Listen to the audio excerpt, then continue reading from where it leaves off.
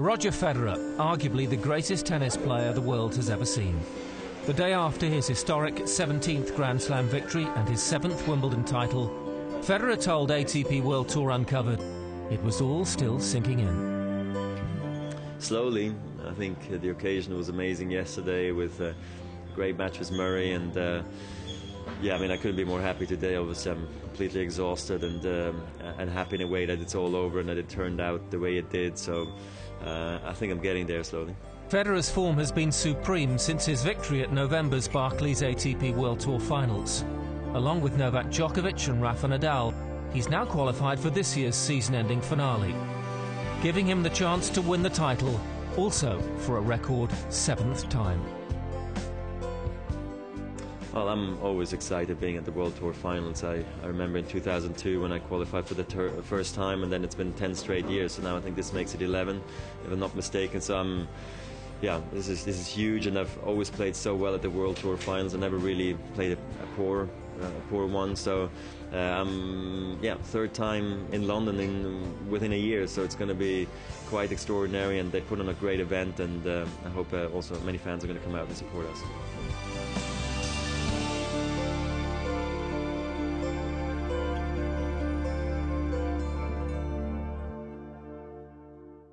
Roger Federer has accumulated so many records and titles, it's hard to know where to begin when evaluating his career. Wimbledon will always be special. It was here that he won his first Grand Slam, 5 years after he'd first stepped onto the grass at SW19 as an anxious 17-year-old. My first one obviously was playing as a junior. I remember going up to the umpire and telling him, I think you need to check the net. The net seems too high. And he's like, I know it's not, but let me check again. And of course it was the right height. I was just so incredibly nervous that I felt the net was like a volleyball net and I couldn't hit a ball into the court. I managed to win that match and then go on to win the title, but that was my first big memory as a tennis player at Wimbledon. 2003 was a breakthrough year for Federer. He beat Australia's Mark Philippoussis in straight sets at Wimbledon to win his first Grand Slam title. The first one is, you don't know if you're ever going to win anything again after that, because you know you could be just a one-slam wonder, or all of a sudden you have an injury and you can never play again. Your life as a tennis player is complete if you can win Wimbledon, in my opinion.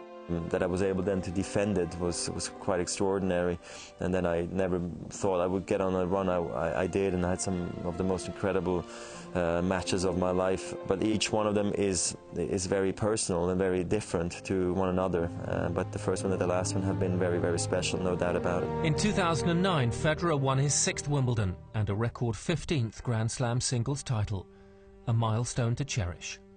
I did get the net of my 15th Grand Slam victory at Wimbledon. They gave it to me as a present, because it was, you know, beating the all-time Grand Slam record of Pete Sampras. So I have that one, and hopefully one day I can put it against the wall, because it could look quite cool, knowing also what kind of net it is. It's the one that you know, made me win the record, and it was the match of the 16-14 in the 5th set against Andy Roddick. So those are plenty of memories, besides obviously seeing also the Wimbledon trophies in my trophy cabinet, which I'm very happy to look at once in a while. The question he's most often asked, what does it feel like to win your first Wimbledon title? I definitely felt different, yes, especially being at the Champions Dinner, you know, having a speech, having had all the pictures taken. I felt like, you know, I had an obligation towards Wimbledon to represent the club and represent tennis as a whole, as more of a statesman as well as just actually the classic sort of a young up-and-coming tennis player. So all of a sudden I did feel more pressure, and I felt a big sense of pride as well, actually, you know, being in this awkward but yet incredible situation, and I think it helped me grow as a person and as a player as well. Wimbledon's tradition has left its mark on Federer.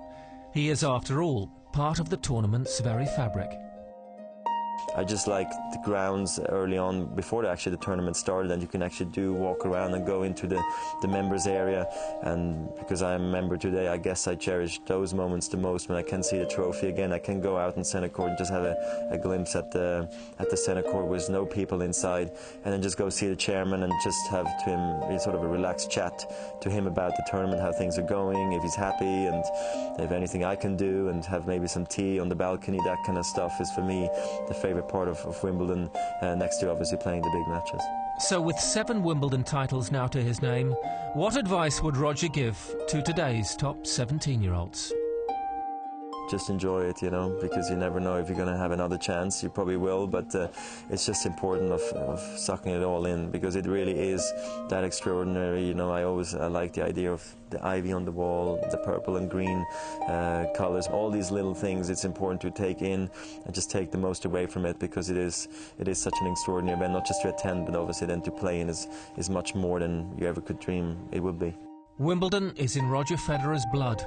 He will keep the association burning, even when the time comes to hang up his racket. Any position where it could be helpful for the tournament and for the legacy, for the game, I'd be very happy to help, but I don't expect anything at all. At the end of the day, I am Swiss and not English or British, but if I could help Wimbledon in any shape or form, I'd be very happy to.